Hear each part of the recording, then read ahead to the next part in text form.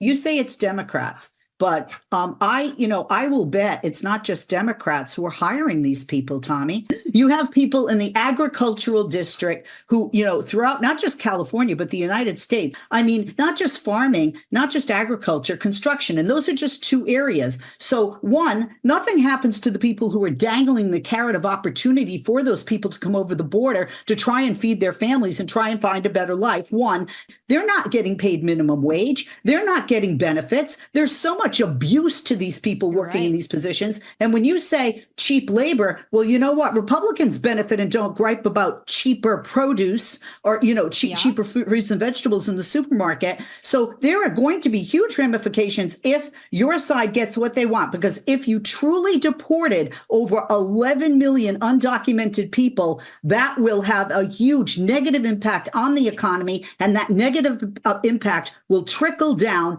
to the consumer, regardless of their political party, when they go to buy an avocado, for example, at the supermarket. But Leslie, I have a question. And I really do, because I'm struggling with this. Number one, I do think people who employ illegal aliens should face a penalty. I'm right there with you. And I know that some Republicans love cheap labor as well. So no contest there. I get it. And I'm with you on it. I don't know how Democrats can have it both ways. Either you will admit that illegal aliens drive down wages because they provide cheap labor, or you can't say, well, they're not driving down the wages, but yet if we deport them, then everything's going to go up. How can you say both things?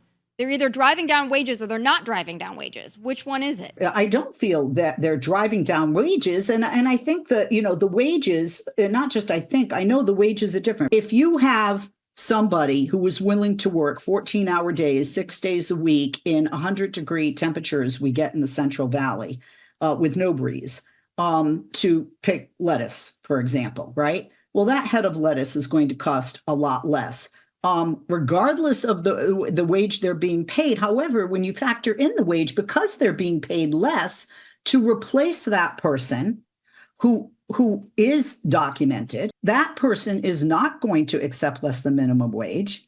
The employer legally wouldn't be able to pay them less than minimum wage. So that's common sense.